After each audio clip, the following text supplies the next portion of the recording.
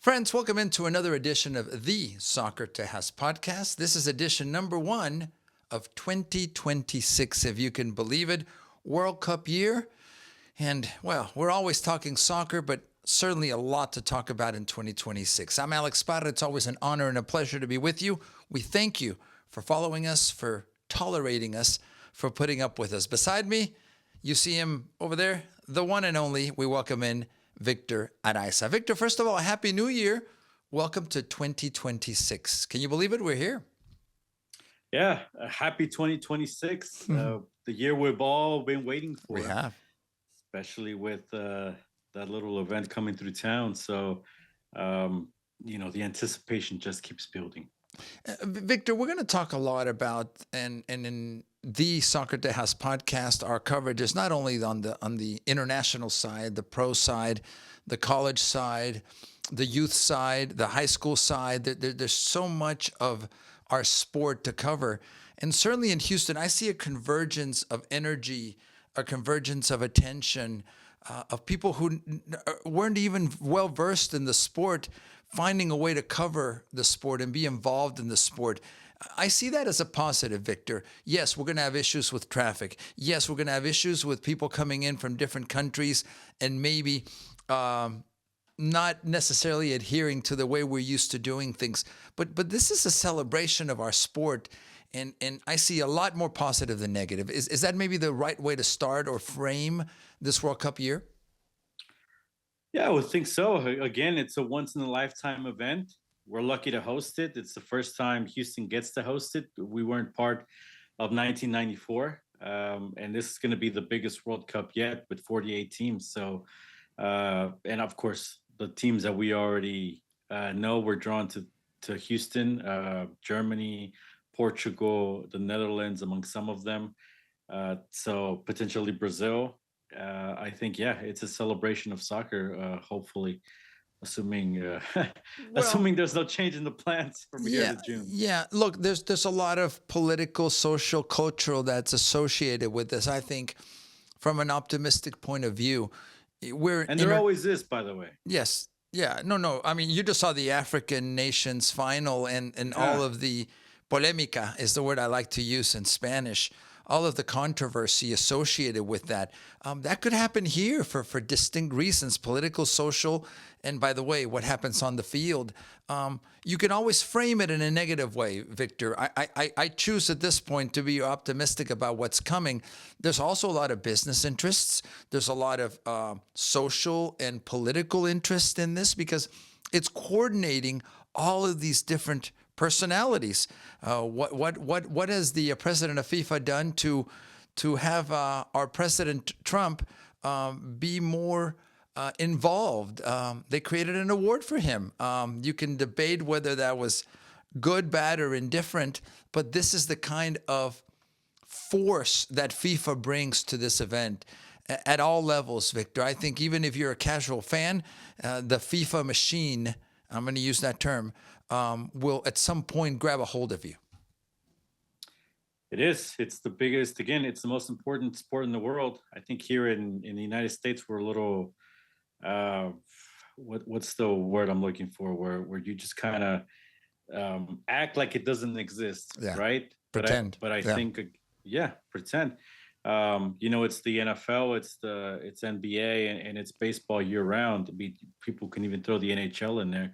And I think a lot of part of this we've discussed, maybe because soccer is sometimes divided into fragments, but I think as a whole, and look, we're already seeing some reports out there, some articles, again, as there's more coverage with the sport about this already being more popular, about it moving up in the ranks, Right. right? I'm not going to get into where it is.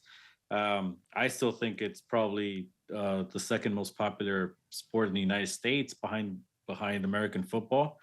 Um, Again, if you combine all of it together, and who's to say it's not the first, because of the magnitude that it has, because of the connection it's getting, especially with newer fans, but also Yeah. with, like you just said, people that are going to be drawn to the sport that maybe weren't, in their younger years. But I think you're not going to be able to ignore it. And then the last one, because everybody always likes to talk about money. this is going to be the highest grossing World Cup, right? It has to be. And that's a big reason as well why everybody's paying attention. Let's talk about, again, framing this as a positive, an opportunity.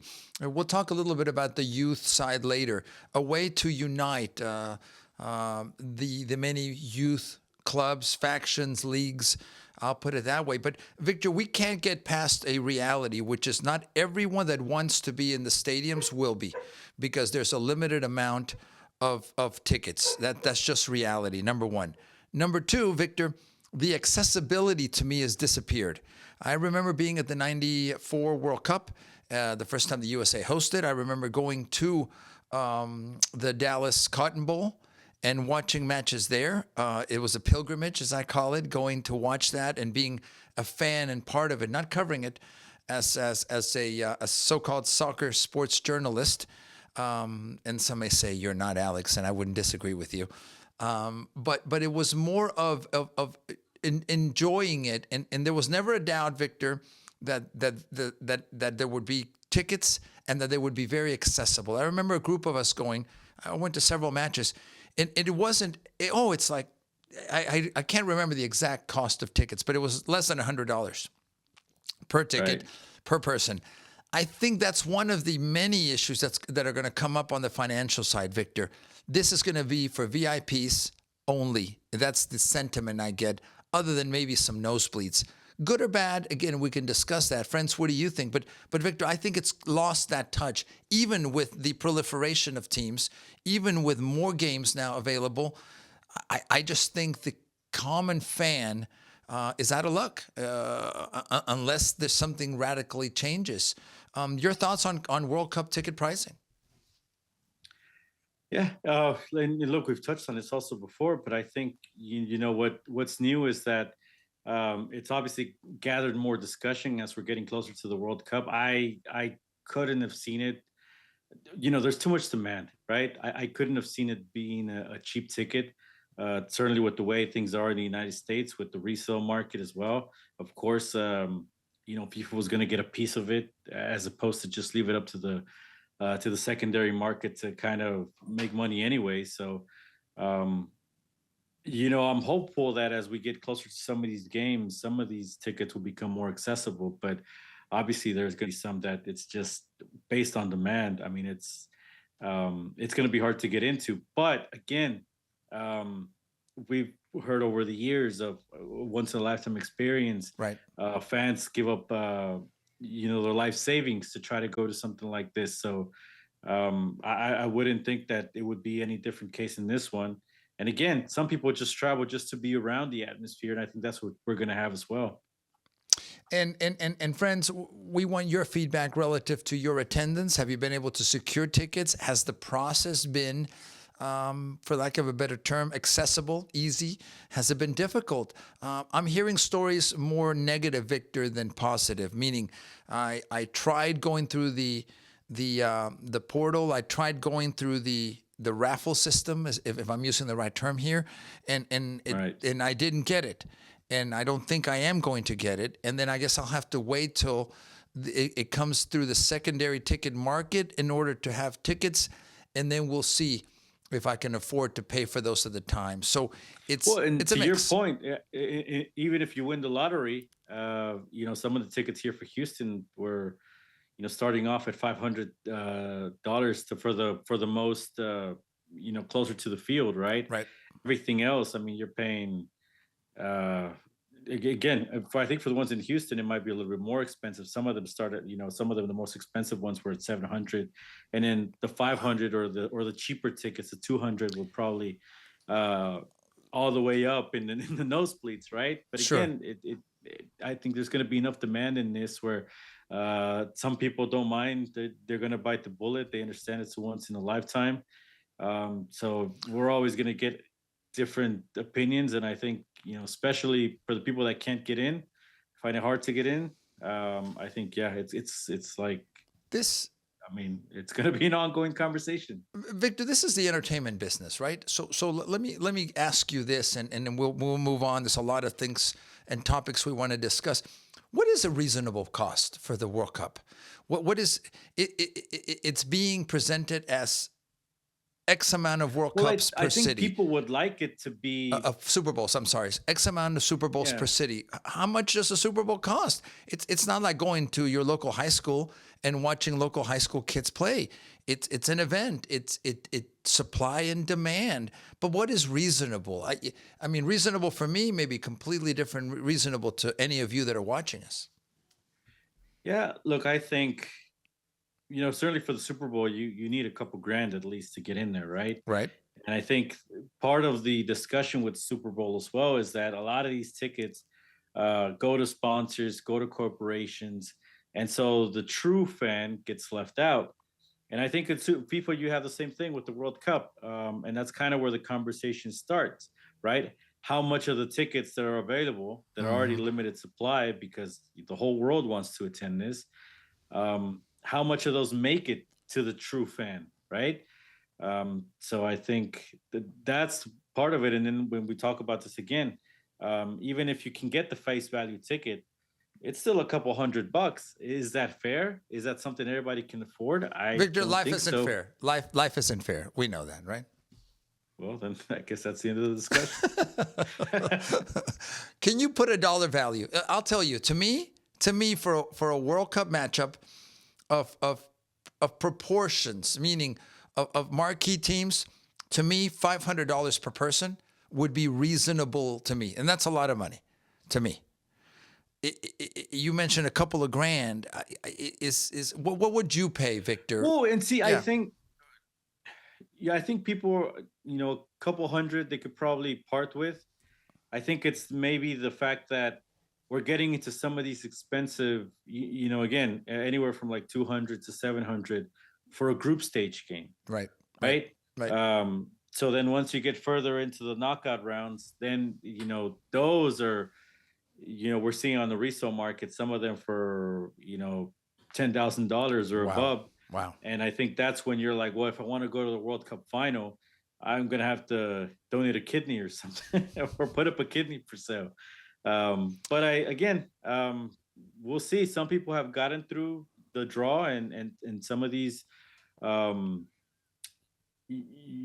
phases that FIFA has placed, and we'll see if others can win tickets through some of the sponsors. But ultimately, yeah, it's going to be a hard ticket to get into. But I go back to it. I mean, this is going to be the most demanded ticket in a World Cup, even with all the political stuff going on. I mean, I think this is going to be the one where people have circled and said, "This is one I want to attend." And it's not just the United States; it's Mexico and Canada. Those aren't bad places to visit. Um, so I certainly think it's the most demanded World Cup. And it will be, and people will complain about it, Victor, but they will still shell out the money to be a part of it in some way. Now, if you can't be a part of it, I know at least in soccer and in Houston rather, and in other cities, there's going to be the Fan Fest, which some cities, Victor, are charging for the Fan Fest. Some cities are not, but this is a way to integrate the community and the visitors into the community, Yeah. into the field for the World Cup. I think it's a positive thing.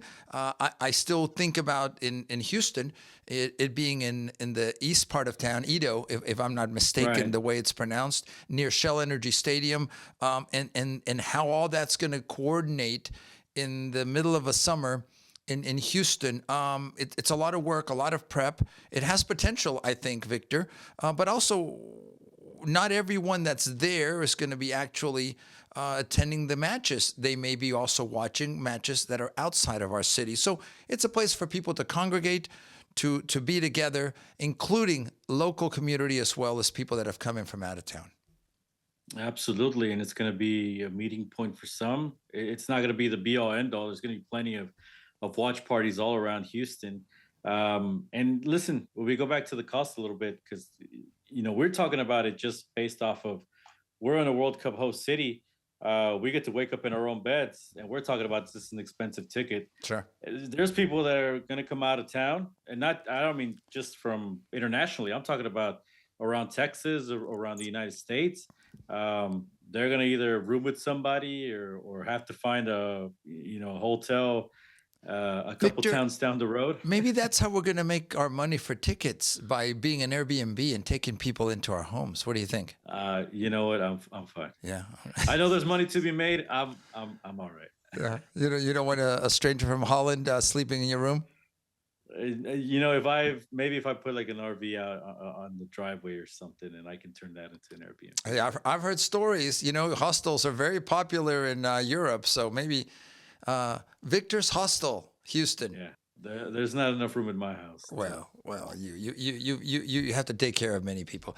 Victor, before we close up the World Cup, and I know there's a lot of different factors involved, a lot of things that will be going on, and one of our tasks this year, Victor, is to keep people abreast of all of these as much as we can cover. Not only what's happening on the field, the teams that may be based either in Houston or in Texas, not only the leagues that are taking time off, and we'll get into MLS and NWSL soon, but also the political side of this, the safety, security side. We don't want anything, personally, Victor, I've lived this. We've lived this in other competitions where people to be afraid to enjoy the events, and God forbid that that something negative like that should happen. But again, I'm referring to the African Nations Cup that just finished. If I'm not mistaken, the potential that had, the spirits are raised. Again, we were hoping and praying that everything goes well, but it's a mix, right, Victor, that could go wrong. Yeah, I think when the organization is there, it's not too much of a problem. That AFCON final was kind of like that Copa Libertadores we had a couple of I think last year actually. But then you saw the national championship game in college football, and it was in the same stadium as the Copa Libertadores final. Yep. Completely different story, right? With the organization is there. So I think, the way the United States does events, probably second to none. So I think the security will be there. The one thing that worries me a little bit, because even with all our resources, people say it's all these Super Bowls, right? Putting one together is tough enough. To have multiple of these events going on, I don't know if it's, and again, because this is an expanded World Cup, it's 48 teams, it's more games, right, throughout the day. Yep. Is it going to spread resources thin? I imagine there's probably going to be,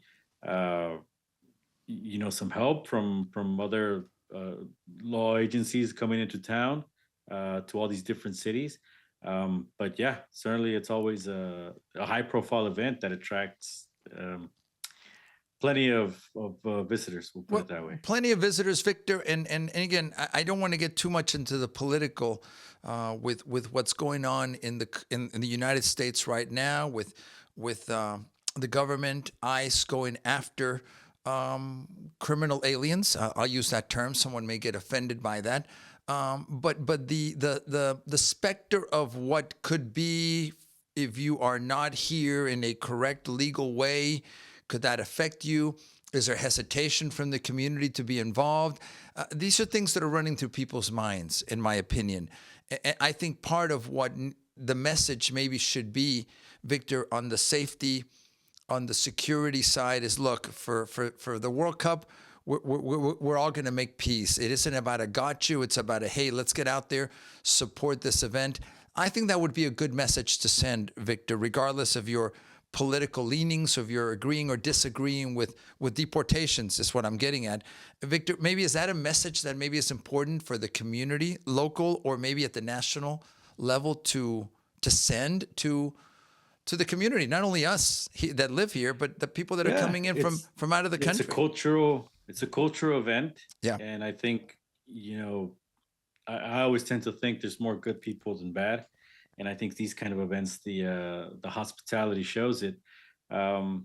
Listen, Mexico is a dangerous country too, but I think anybody can tell you that when you go Mexico, the people are nothing but welcoming to tourists. It's a great place. People leave wanting to come back again because of the heartwarming experience. I think the same thing in the US and Canada. So certainly I think we'll get more good stories than bad. But of course, like I said, it's such a high profile event. It does attract, all these safety issues and we know what happens when there's so many people in one place. It can be a dangerous combination. So let's hope everything goes off in the safest manner possible. But I think between these three countries, I think it's obviously the organizations there, the resources are there. There's no reason why it shouldn't. There's no reason why it shouldn't be a very successful tournament, a very successful event. So we're literally just a few months away from it being a reality. So, friends, without a doubt, we'll be talking about the 2026 World Cup relative to the different aspects that are involved. But, Victor, let's talk a little bit about 21 years, the 21st season of the Houston Dynamo FC. We were out just a few days ago at the first practice, if you will, of the season. And once again, Victor, this is a team that continues to build. It's a team that I believe is improving, and with a few surprises about someone that returned. Maybe this is one of the headlines for the Yeah. Houston Dynamo FC. Hector Herrera was back. Did that surprise Yeah, you? this is not old footage. This is recent from last week. No, look, absolutely. This thing kind of just came together in a few days, right? At Yeah. least from the reports, the rumors reports, and then signed, sealed, delivered. And then of course the club said it. It's been going down through a couple of weeks. Um, Again, I would think the elements were there to have this happen, but I didn't think it was going to happen based on, look, what we heard last year was the Dynamo certainly didn't want to pay Hector Herrera to keep him here. It wasn't even like a negotiation, right? I mean, as soon as they could announce, hey, he's gone, we saw the thank you post, right? We didn't even see any, um, you know, option decline, clubs still negotiating like they do with some other players. So that was kind of interesting to see. But again, when you put together the fact that his family still lives here, it's a club he already knows, has had success with, and of course, as the price is right, then look, it seems like um, it was a good negotiation, an easy negotiation for both.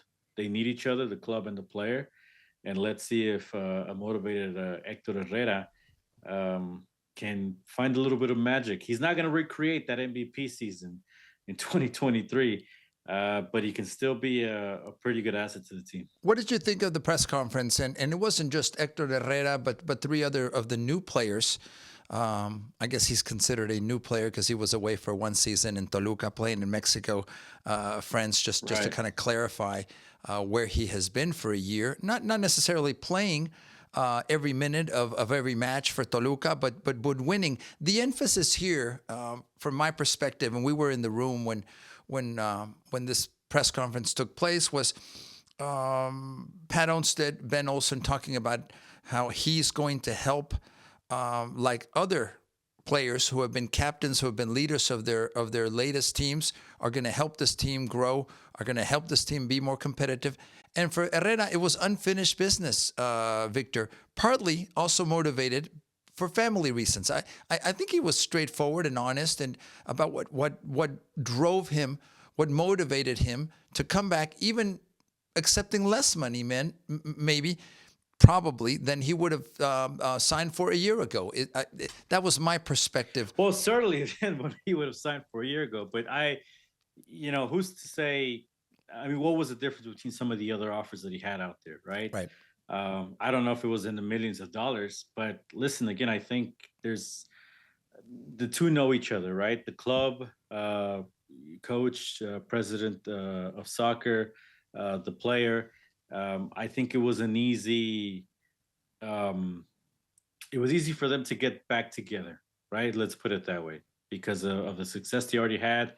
It also probably helped the case for Herrera to come back. The Dynamo didn't make the playoffs without him. Of course, they let go of some other players, but it was also because Herrera was one of the key pieces. I think like anybody who follows this team, who's had a close pulse on this team, knows that Herrera has had more of an influence. Let's put it that way. And I think you saw that missing last year. A leader on the field, a Agreed. guy who pushes his teammates, and I think that's a big piece of getting him here. Players respect him. Fans, the diehard Dynamo fans know what he can contribute. I don't think it was a hard choice. And look, it's all in the context as well. The Dynamo aren't going to be one of the bigger spending teams in MLS. These were their standout signings, right? This is why they presented them together. Um, but I think they're getting a bargain with Herrera because whatever they're paying him, it doesn't. I mean, they're paying him based off what he can do on the field. I think it's what he doesn't do on the field. Yeah. That's where the money's worth for him. That's a big bargain for me. What about in driving ticket sales, in driving the Mexican community, the followers of Mexican football, of Mexican soccer, to Shell? And we've done the math in the past, Victor, and we've talked about this several places. That if you think about the fans going to sell out Shell, it seldom happened with Herrera. Is that maybe something that can change? And my sense in hearing Pat Onstead and others is that I think Herrera this time around is going to be a lot more accessible and available to drive business. What I mean by that is getting people excited about the team, number one, and getting people to fill the seats. Is that the sense you got from what you heard? I'll be honest. I don't think he's more accessible now than he was accessible before. I think he was willing to get out in the community. I think he was. Look, everything we heard him say was all the right things. He talked about wanting to have that stadium filled. He talked about wanting to win with the club, right? I mean, he put the bar up here more so than anyone else in the club, I feel. Because sometimes I think the club tries to shy away from promising an MLS Cup, promising a supporter shield, right? Promising these big trophies. Herrera wasn't. Herrera was willing to go there. Sure. I think Herrera, anytime you saw, fans try to get an autograph from him, I think he lent himself to it. I think he needs the marketing machine from the club behind him. And I mean, so does every player on the team. But certainly, I think Herrera needs a little bit more support in that sense. He got it when he arrived. Remember? Yes. He got a bit of a push. And I think in the beginning of his arrival, you had some sellouts. You didn't have a lot, but you had, especially that first game. And I think it's a lesson the Dynamo have yet to learn from their many years. That when times are good, that's when you got to continue to work, right? Sure. So that you can keep that momentum going. It's not just, hey, sit back, relax. So I think that's what's kind of missing here. I think Herrera's more than willing to get out there, and I think whatever you got to do, get him in the Dynamo van. Let's just like the Astros do the caravan, do the Herrera caravan, do the Dynamo caravan. Get around town, get around wherever you got to go, and spread the game with the guy that people already know. And Victor, we're showing Pat Onstead. He was part of the player presentation that day, and also Coach Ben Olsen. Relative to Herrera and what Pat, I believe, and the organization have learned in a year without Herrera, I think this is an opportunity for both sides. They both need each other, as you've mentioned, but there are things that need to be polished and changed. One of the things that, and we'll talk about Ben Olsen shortly, is there were no promises. He didn't know if Herrera was going to play as a starter, come in as a substitute. Let's focus on Pat Onstead. What did you hear from Pat about the energy he senses? This may have been, in my opinion, Victor, since Pat has been here, the best off-season signings that I've certainly seen, and the promises of a very competitive team that's going to have multiple ways of beating you and dealing with the reality of an MLS season, which is injuries, which is people being out of form, which is now also interrupted, which is actually a rest for some players because of a World Cup. I'm more optimistic than pessimistic about the signings and what it means to the club. Do you agree? Yeah, well, they dropped the ball in 2025. I think they thought they could get away with selling some players and maybe thought they might have had more time, right, to get some some players in return to contribute, and I think little by little the season started to slip away from them. Um, Looking back on it, I think retroactively they've admitted that, and it's telling, right? I think the first statement to come out of Pat Onstad, whether it was highly suggested or whether it came from him naturally, was, "Look, we have an owner that's invested in the team, that's putting forth the effort." Right? That was the message. Not saying I agree with it, but I think that's certainly the narrative they're trying to push. And why? Because in 2025 they let go of a lot of players. They've missed the playoffs. They So dropped off from where they were the previous year when it kind of sort of came together. They won an Open Cup, right, with Herrera. they did. Sorry, that was a couple years ago. The year before, that's when Herrera left with the spitting incident, and they were eliminated on penalties. Um, So let me, but yeah, again, forgive me for I interrupting think they're you, trying to reconstruct that. Victor. Forgive me for being devil's advocate here, but you talk about the narrative, and yes, I think the start of the press conference, Pat, I think had some specific points he wanted to mention. I think that's fair, number one, and also I believe that the narrative of what is being presented here is honest. It's reflecting in the four players that have been signed, and the potential of one more at least uh, um, addition to the club, to the team, that I think is going to make this a very competitive team. Meaning, I don't think they were being they were evading or presenting something that wasn't real, or do we disagree on that? No, but well, maybe we disagree. I think they are trying to convince people that they're putting forth the effort, and I'm not saying they're not putting forth the effort. Right. What I'm saying is, and it is going to be difficult, not just for them, for any team, all right, to keep up with the Inter Miami's, but even the Mullers, right, with Vancouver, or a Sun In with LA, yeah. LAFC. The Dynamo aren't doing that, and I think that's where they probably missed the rest of the soccer market in Houston that already loves the sport, but maybe isn't convinced about the MLS product, is they don't have somebody that they buy into. The one guy they do know is Hector Herrera. And Sure. like you said, I mean, there's got to be, I'm saying it, there's got to be some marketing there, um, to change a little bit of his perception that he's a washed up player, right? I'm saying for the general casual soccer fan in Houston that might not have a tie to the Mexican national team, and just might not have a tie to the Houston Dynamo. But Victor, I see the effort. Again, I'm coming into the 2026 year with optimism about the World Cup, optimism about our sport. I don't think we're being defrauded here. I don't think we're being sold something that isn't real. Most people will say, yes, this is not a signing like a Beckham. This is not a signing that's changing like Messi going to Miami. Like a Timo Werner going to San Jose. Fair enough. Fair enough.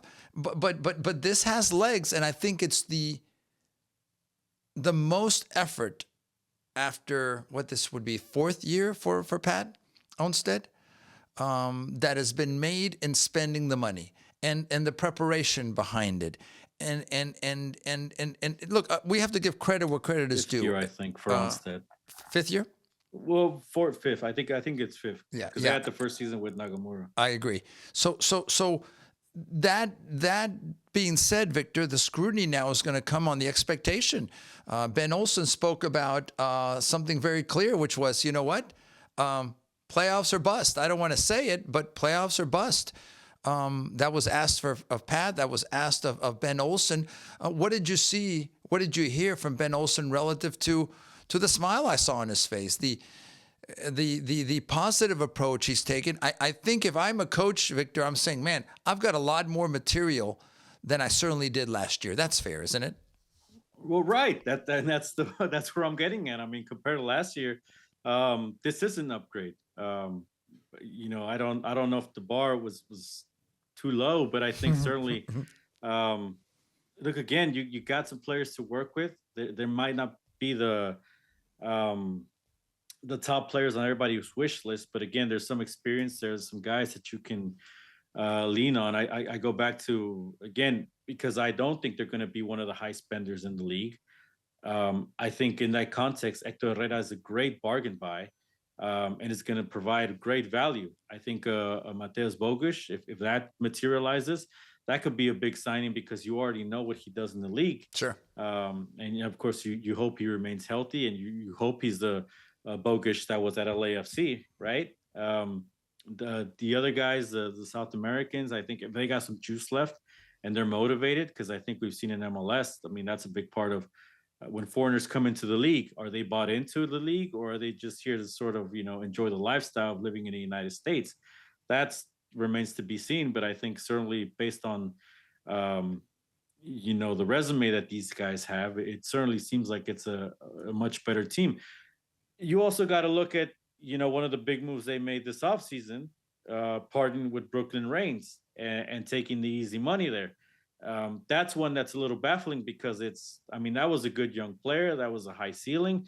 If you're trying to win now, why wouldn't that be a player that fits in? And maybe we need some more explanation into how that fits into these signings. But I would have sacrificed one of these guys, not having one of these guys, or maybe even two of them, and keeping the Brooklyn Reigns because of the younger guy and because you still don't know what you're going to do with Herrera, right? If he's going to be a sub, if he's going to be a starter. Yeah. So, I certainly think again, I go back to it. I think because this is a market where they still have to convince the hardcore soccer fan that already follows the sport, that watches the Premier League, that watches La Liga, that watches international soccer, as to why they should come out and watch the Houston Dynamo, right? Again, the marketing arm that has to come behind them, and that's part of the investment for the ownership as well. But yeah, certainly I think it's better than last year. Better than last year, and that's a positive thing, Victor. So here's the question now: how much time does the club need to demonstrate the product on the field? Does that happen within a month? Does that happen within a week of getting results? Let me fill you in. What is the litmus test? Yes.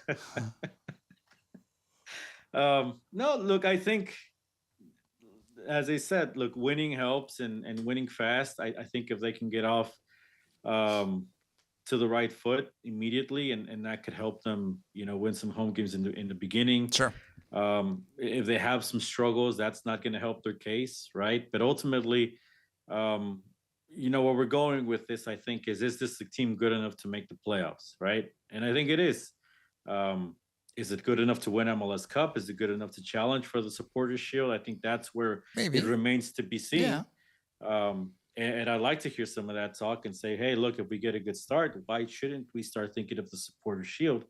And that's something that could still be strengthened, right, as the year goes on, and maybe they can add a big summer signing. Remember, there's that big World Cup break this year, which is different from other seasons.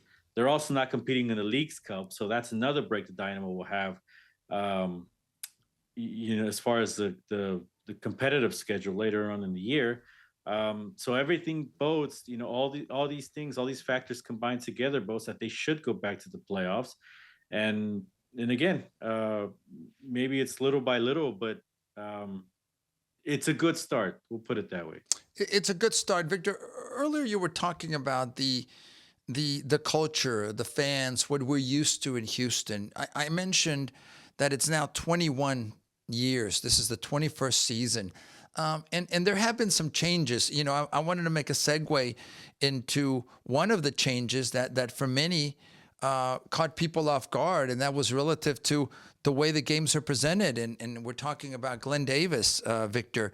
20 years, Glenn Davis is known as the soccer guy in Houston, not only as a commentator, which, by the way, he's amazing, but the way he's entrenched in Houston soccer culture as a player, as a coach, as someone that many of us have known for years, many of us respect in so many ways.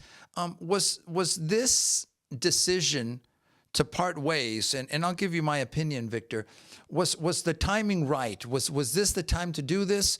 And maybe this ushers in a new era. I don't know that, but it caught many people off guard, and I think most people, if not all the people that I have talked to, see this as a negative for the organization. Do you agree with that? Of course, I think there are ways, because let's start off. This isn't about changing commentators, right? This is about having possibly the biggest community asset in town in your ranks. We're talking about trying to reach out to the Houston community and make that link. And this is somebody that could help you do that. And you've severed those ties. How is that a plus, right? And then when we talk to some colleagues, and it's one of these things where in other sports, even if you're changing commentators, right? There's a way to do it. Um, there's a way to honor and keep in this case, keep Glenn involved with the organization. He's always been an ambassador of the club, so continue making him an ambassador. But it just adds another one to the list of all the former Dynamo players from the championship years that weren't kept, that weren't made ambassadors. And I think it just again, it's another blow to the organization as far as connecting, building that bridge to the Houston soccer community. Look, Victor, I have reflected on this move in the days and weeks since Glenn Davis announced it, the organization officially thanking him for his time, 20 years, 2 decades with the club, and wishing him the best. There may be, in my mind, many unanswered questions about how this went down, about what was the arrangement between them. Was it year to year? Was it multi-year? I think there are several factors we need to consider in a broader view, Victor. One of them is the Apple TV deal changed the structure of how teams in the MLS present their product. That started a delusion that we live of how local broadcasts were valued, if I'm being honest. And I don't think they're valued as much as they were in the past, because now Apple, and by the way, they've purchased the rights to do that, are now at the helm. They're leading the way that the sport, the league, is being presented. That started, I think, a domino effect, Victor, that I think affected this business decision. That's one piece of it, okay? The other piece is, you're right, when you have an asset, when you have someone in the community, such as a Glenn Davis, the conversation should be, how can we continue to work together? Whether it's in your current role, whether it's as an ambassador, you mentioned the retention of other legends. Here's the hard part, Victor, and as I look at the camera, a reality of life is that we're all getting older, and things change. There's an entire... noticeable. Exactly. Oh, I don't want to look, Victor. A reality of this business is that there are people, a younger generation, that has no idea who the hell Alex Parra is, because they have no idea what I've done or haven't done, whether it's well or not well, or pretend. And I think that for many of us who know Glenn, of course, we know who he is. There may be an entire group, an entire, what is the word I'm looking for? Generation who's not even connected in that way to Glenn Davis, to what he's achieved over 20 years. And this includes the progress and the movement of any league, Victor. And it hurts me to say that because, yeah, I'm not getting any younger. What we know what the finality of this is, and it's hard to accept. I don't know if all those factors played into this decision. I don't know the details. I wasn't in the room when all this was decided. But it's a blow, I think, to soccer in our community. But Victor, I know that things change, and maybe that's part of this, that there's a change coming for the organization. This was spearheaded and not initiated by the organization, but by the change of what the MLS wanted, and it could have been handled maybe differently. What I'm trying to say. I'll disagree with some of that, just because I don't think this is entirely on the Apple deal, right? Right. Because of course, Glenn and Eddie used to be the TV broadcast Eddie team. Robinson, yes, sir. When the Apple deal comes in, they're not doing TV, but they can still do radio. And then, then Eddie got let go. Again, there are ways to this, right? Eddie got let go as he announced it a day before the season started. The organization still had a two-person team because Bobby Boswell was teamed up with Glenn Davis on the radio side. And then Bobby Boswell got cut. And then it was just a one-person team. So I Right. think what this tells you is, and unless they do differently, right? But I think what this tells you is they don't see the value or worth the investment into this side of broadcasting, into the radio side, because there's no salary cap for your office employees. One thing's the on the field, but if they wanted to bring a who's who of front office executives and really turn this around, right? If they wanted to go to the Rockets, Astros, Texans, and say, "Hey, we want your best executives. We want them to work for the Dynamo and Dash." And Ted Siegel told us himself when I asked him at the press conference, the last one he did, do you have enough money to be able to fully operate the two clubs? And he said there's enough capital. So I think for me, that's kind of where it shows you, again, who they bring in, because they've said publicly to the Chronicle they'll bring somebody, a new voice, and I think in alternative brand or something like that. Maybe they bring in some influencers that have a bunch of followers, right? And maybe that's the route they're going, and we'll see if that works for them. I still don't see, just cold cutting ties with Glenn Davis as a plus to the organization when you could have kept both, right? Was Victor? Forgive me for interrupting you. Yeah.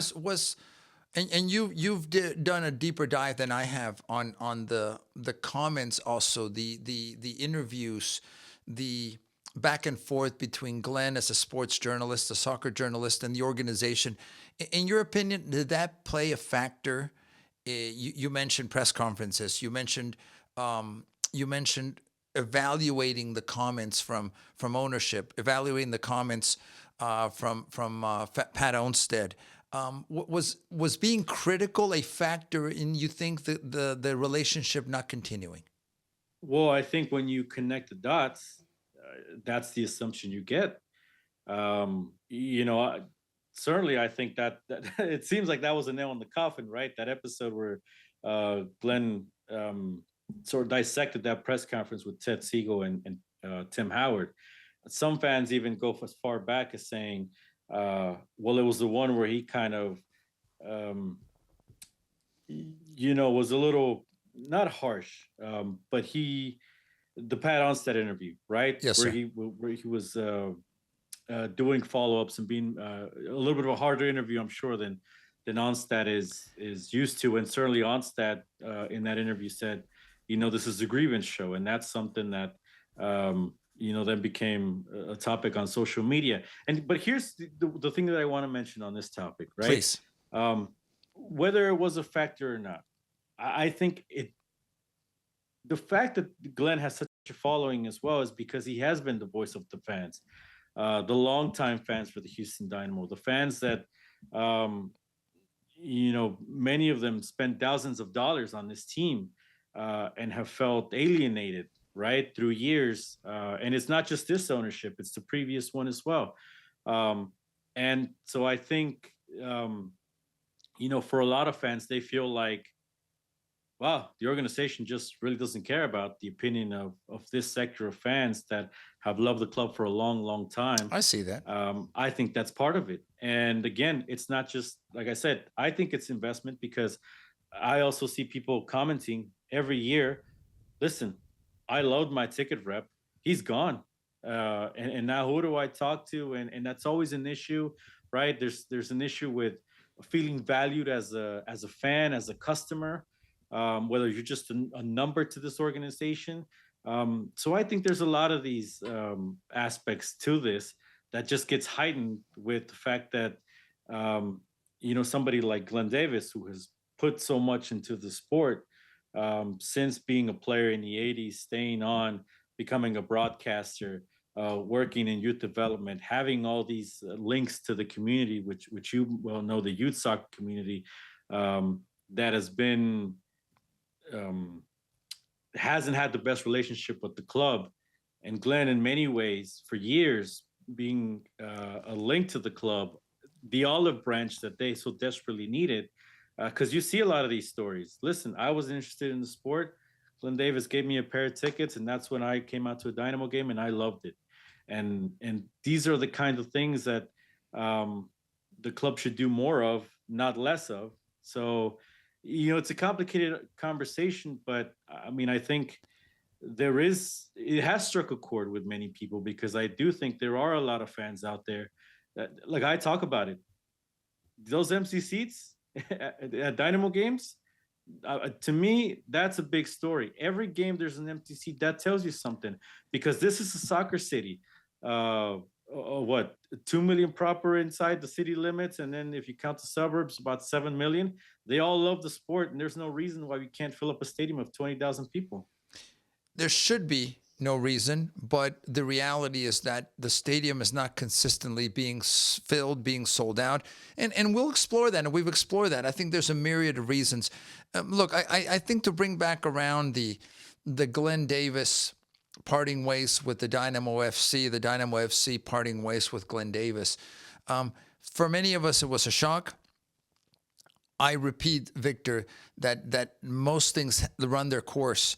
I'm not defending the decision. I'm not criticizing the decision. I personally don't have enough information to know what went down between the two parties. A decision was made, and it has sent shockwaves through many in the soccer community beyond Dynamo fans, and I think that's something that the organization has to keep in mind, Victor, especially if the stated goal from Pat Olmstead and others is, look, we need to and want to compete against the NFL, the NBA, and Major League Baseball. You just saw, Victor, the level of criticism of the Texans after after the way C.J. Stroud didn't perform, and the criticism of that. I think the organization needs to be the Dynamo organization, if they want to be in that space, need to be ready for that type of criticism. Victor, you and I know that the type of criticism of those franchises or of professional teams, let's say in Mexico, doesn't exist with the Dynamo. I'm not sure why. They're open to receive the questions. Nobody wants to be criticized. But I think that's a factor that needs to play into this, that as you grow and find your foothold, you're going to have more criticism from fans, from journalists.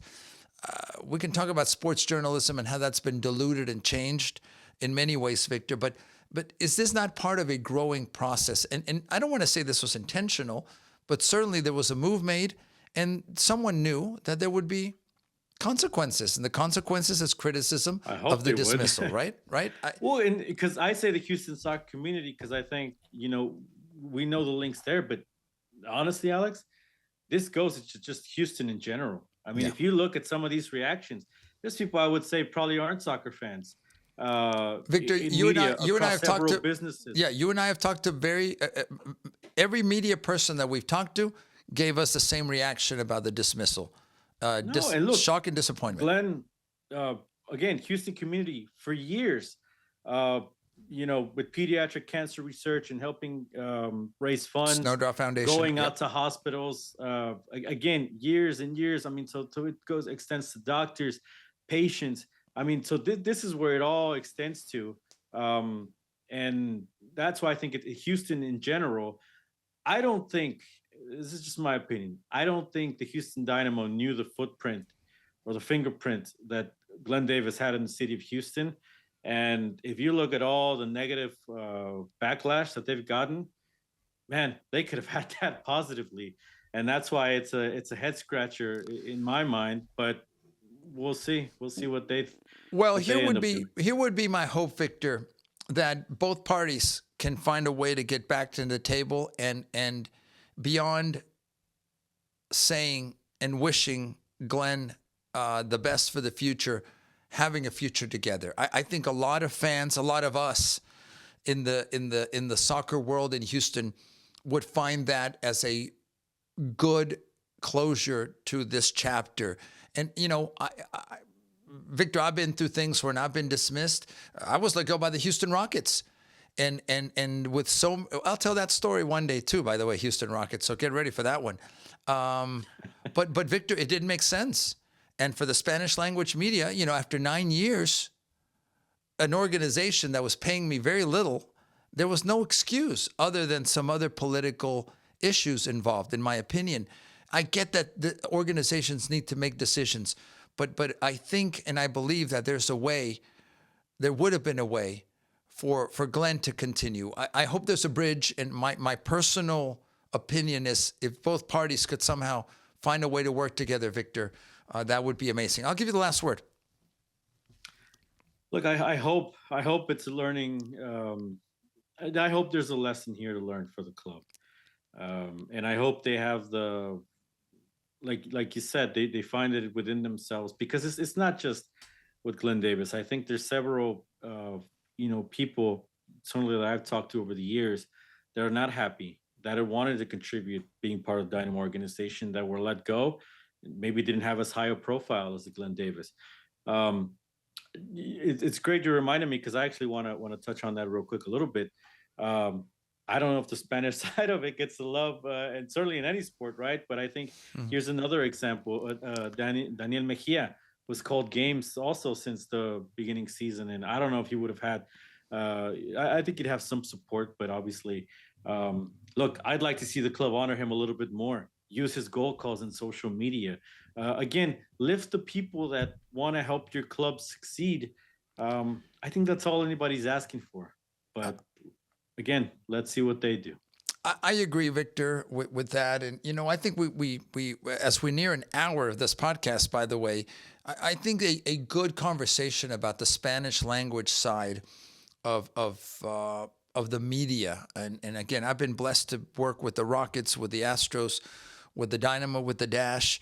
Of course, we know Enrique Vasquez with the Texans. So I feel we are well versed in talking about the realities of Spanish language media, from the resources allocated to the attention placed to the respect, the respect, and also the other side of it, which is that the media has changed. Victor, you and I have this discussion all the time. Radio wasn't what it was. Where should these teams be positioning themselves? Back to the Apple deal and how maybe that was a factor. But I think that's a good conversation for the future about the realities of Spanish language broadcasting with the local teams. Not to regurgitate the press release, Victor, but we do want to wish Glenn the very best. He continues to be a role model for many of us. Was there a press release? There was. I think that's part of the issue. Yeah. I think there was some kind of release about it, right? No, but Glenn is still a thriving part of our soccer culture. I don't think that's disappearing. It may only be enhanced here during the World Cup year. He's an ambassador for the sport in our city. That's not changing. He's going to continue calling games, certainly at the college level. So we want to wish him the very best. He's a friend to us. More to you than me, maybe. I don't know. But without a doubt, Victor, I think Glenn's not going away. And also the influence and presence that he has in Houston soccer. Is that fair? Yeah, I think so. Again, more so with the fan that wishes they had more of a voice. And I think it's a deeper conversation. I think there are some lines drawn here where I'm a little disappointed to not see more people or associated with the club. Well, let's put it like this way: ex-players, right? A Brian Ching, a Stuart Holden, these guys that we consider legends of the game.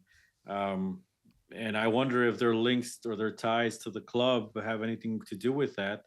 They might, Victor, and that's reasonable to assume that. If you're tied to an organization and there's some kind of relationship, whether it's a business relationship or in some other way, I think you have to navigate it. That's what I'm trying to say. Yeah. Well, you may not agree with that, but I think, or others may not agree with that. Well, again, I just think that's kind of, it doesn't have to be that division. I guess what I'm trying to say, just because you wish Glenn Davis or say thank you um, doesn't mean you have to agree with whatever he wrote in that letter.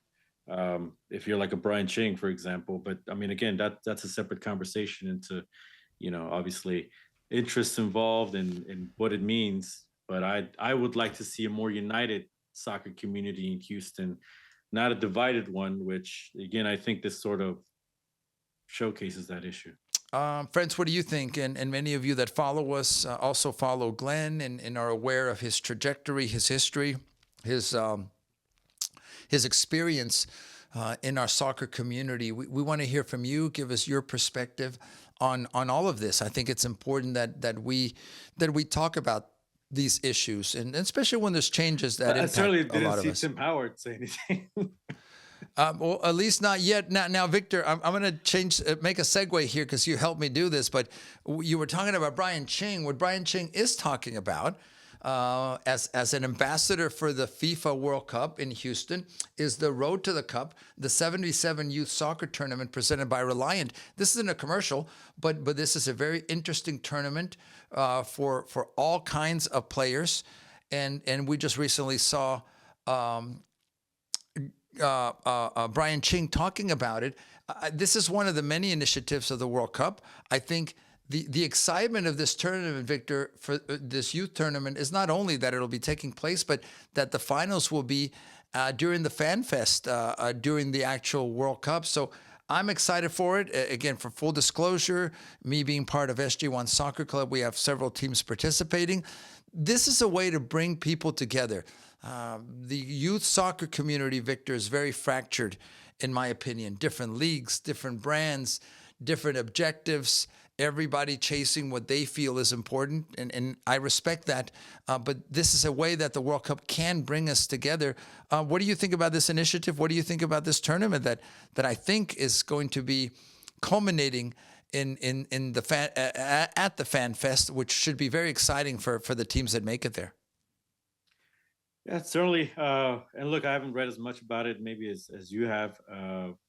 It's certainly going to be exciting for a lot of people that would like to compete in these kind of 7 versus 7 tournaments. I know there's an entry fee. I'd like to know maybe how that money benefits to, I'm guessing it goes to a legacy project or something like that. But look, I think it's just part of, again, what the World Cup brings to your town, right? I think these sort of things were expected when we got the games in town. So good. It's another good thing to add. And let's hope it, again, has a lot of teams that want to celebrate the sport, unites more than divides, what we just talked about. And again, that it helps the sport grow and prosper in Houston, because that's I think hopefully the ultimate goal here. Yeah, any the entry fee, by the way, $750. So this is a not a hey, just sign up and we'll take care of it. There are organizers. Right. There are, by the way, in the calendar that the actual round robin group match games will start taking place in early March. And everything culminating in June, championship matches at the FIFA Fan Fest in East Downtown. I add the different locations, which include Houston Sports Park, Campbell Road, the Rice South Campus, and Dave Finkel Fields, because it appears that several youth clubs, Victor, are also behind this and in organizing and hosting. It's a fair question to ask. Where is the money going? Who is donating of their facilities versus not? Who is actually charging rent? Charging rent. Those are all fair questions. And yes, most tournaments, as I understand them, and I kind of live in this world, there are fees involved for referees, for field usage, for organizers. These things don't just materialize overnight, and it's fair to charge. Is $750 a fair fee? These are conversations that can be had. And I think any organization, any entity should be able to defend those questions. Friends, what do you think? And if you're involved in the youth ecosystem, are you participating? I see it again more optimistically, Victor, that this is bringing us together. Now, there are many tournaments around town. There's many tournaments where different clubs at all levels participate. But this one is unique in the sense of where the final will be held. And my understanding, Victor, is that in East Downtown. There's going to be a beautiful mini stadium built for the Fan Fest, and that's where the finals will take place. So it should be a memorable location for the teams that make it to that final. Yeah, I'll wait to see it as well. I know people are going to be like, oh, you can't find any good in this, right? But of course, the devil's advocate in me is, why couldn't this be a stadium built that's going to stand the test of time permanently, Sure, right? sure. Instead of just something that's going to exist in the Fan Fest for a month, something like that. That's why I said I'll wait to see it. I'll have an open mind about it. But and again, $700. There'll be some teams that probably don't enter because of that. But again, these are all things that come with the World Cup, and I'm sure there will be some good from it, and I'm hopeful to see what does come out of it. Victor, we are over an hour into this first podcast of 2026. Let's wrap up maybe, and we'll have to talk in the future about the Houston Dash. They're also starting their preseason. The NWSL team in Houston. We'll talk about that team and how that team is doing, and what this year looks like. Not only the World Cup year, but of course, but a team that has, I think, legs. We'll talk about new players, etc. But Victor, maybe we can wrap up here with what's on your mind. What are you thinking about here, sir, as we start the beginning of a new year, a World Cup year? Well, it is a World Cup year, especially in our great city of Houston. That's going to house 7 total games. I think, again, I hope what's not lost in all of this is a prime opportunity to really get behind this tidal wave that's coming and grow the sport in our city. And I hope the local teams are able to get some of that momentum, because it literally is a once in a lifetime thing that they're not going to be able to have any other year. So I hope they can make the most of this. Make the most of it, Victor, and take advantage of the wave. I think that we will all be riding that are somehow, in some way associated with the sport. Victor, let me give you my what's on my mind. I know that 2026 is an important year for the World Cup, Victor, but right now we're going through what's called high school soccer season locally, where we have boys and girls teams, whether it's varsity, JVA, JVB at different levels, participating and playing. A lot of these players, friends that are in high school, are also playing in club, are also having, in many cases, position coaches, in many cases also having individual training. Some of these players also play on multiple club teams. The good in all of that is the exposure and the different voices that are helping bring along players. The negative in that, Victor, and we lived at the I-10 shootout, is the many players that are literally putting in 2 or 3 or 4 games per week, often on turf. This leads to injuries. And then the lack of communication, as I see it, and I want this to improve, the lack of communication and coordination that exists between high school and club. It appears to me at times there are 2 competing entities for players, 2 competing entities for attention, 2 competing entities for recruitment, for whatever the next level might be for a given player. My hope in this new year, Victor, is that culture starts changing and that we have better communication between the club side, between the high school side, and do what's right for the athletes themselves to avoid injuries, to avoid the overuse, the overtraining, the overplaying that at times affects many of these players. The worst case, and I've seen this too many times as a club coach, is that players get frustrated, they get injured, and they walk away from the sport because they're disenchanted by the lack of coordination. This is a bigger conversation that goes to families, that goes to the entities that run these leagues, not only at the high school level, but also at the club level. But my wish is not only to talk about it and be honest about it from the different perspectives that may offer their own perspective on this, their own opinion, but that we find a way to solve it for the athletes' sake. So that's what's on my mind here as we start 2026. 2026. Victor, we've got to go, but before we go, what are you looking forward to this week? I know that NWSL is coming back, and as people prepare for the World Cup, other than it being a little chilly, I rarely wear an old man sweater, Yeah. but the big freezes might be coming up here for us in Houston in a few days. Yeah, that's what I'm not looking forward to, but looking to stay on top of. So that's got my attention this weekend for sure. We'll see. Well, I'll try to catch some games then, if possible. We'll do that as well. Victor, it's always an honor to be beside you. Thank you for your knowledge. Thank you for your dedication to our sport. And friends, also thanks to all of you that follow us, that tolerate us. Send us your opinions. We may not always agree with each other, but hopefully we can have this dialogue in a positive and constructive way. So on behalf of our production staff, yes, we have a staff, not many, and they don't do a great job, but they're here.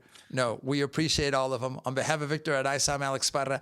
Thank you for following us. Thank you for being part of our lives, our world here on the Soccer Tejas podcast. Until next time.